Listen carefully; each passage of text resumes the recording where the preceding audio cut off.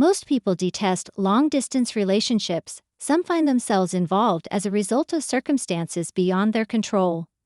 In most cases, starting a long-distance relationship isn't planned as it just happens. Except for those who meet on platforms, it could be where they met, a plan to seek for greener pastures, or even to study. A lot of them regret being in this kind of relationship because of its peculiarity. How difficult it could be to long to communicate face-to-face or touch the love of your life, yet they are not within close range. How lovely it would be to sleep next to the one you love and engage in physical activities together. I'll be sharing tips on how to keep a long-distance relationship that will keep you going because I've been there and I know how it feels. I will try to bring a balance to this post, but note that the advice applies to both men and women. Love is a beautiful thing. I understand how much you love your partner, how you long to spend time with each other, how you wish to be cuddled to feel some warmth, eye contact, and how you wish to hold your partner's gaze. Yours may be a marriage relationship and are separated by distance. We will be looking at how to keep a long-distance relationship. Number 1. Communicate often. This has nothing to do with how long you spend on the phone, but the quality of your conversations. I say this because you can't spend the whole day on the phone with your partner, because your life doesn't revolve around him or her, but you can keep a long-distance relationship by communicating. It could be talking about each other's day. Learn to ask questions about what's going on around them. Greet your partner in the morning and at night. Make it a point of duty.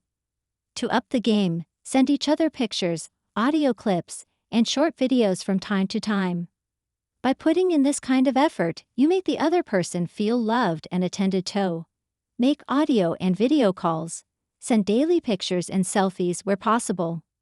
Take pictures of your favorite work position at work or home and send it to them so when you tell them where you are or what you are doing, the picture of where you are is planted in their memory because they have an idea of where you are. Don't know what sensual texting is? It's dirty texting. When he least suspects it, initiate sensual texting and start with something like, "All I want to do right now is to step in the shower with you." Sensual texting is a great tool to erotically arouse and seduce your man. It put a visual picture of you in his memory that he looks forward to when you will be together again. Not being physically intimate most of the time shouldn't keep you from fantasizing. You could imagine all sorts of things you'd like to do with them, and maybe even talk about it with them. Number 2. Work towards a physical meeting with each other once in a while.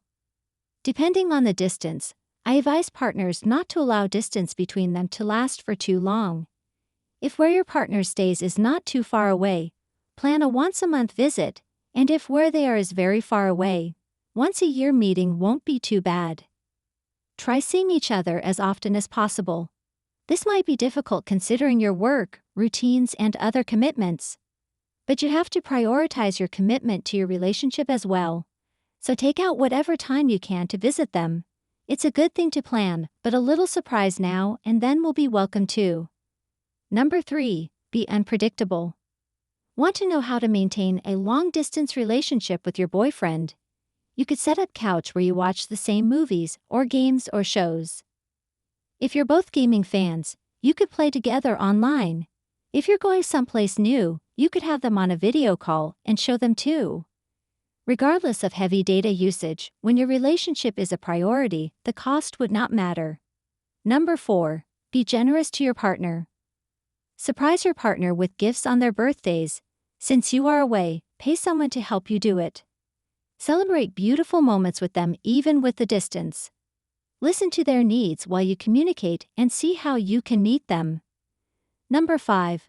Learn to trust your partner. Trust is the bedrock of every relationship, most importantly for distance relationships. You should be able to vouch for your partner even in your absence. Don't get overly jealous by the presence of the opposite gender in their lives. You won't want to keep them all to you. At least you both have friends, and being in love with each other doesn't mean your other relationships are not necessary. They could help withstand the pressure of loneliness your absence may have caused. Just because they are friends with people from the opposite doesn't mean you should feel insecure. I believe in being positive. It worked for others, yours will not be an exception. Long-distance relationships have its bad sides too, but you can weather the storm and come out stronger if you both work on it.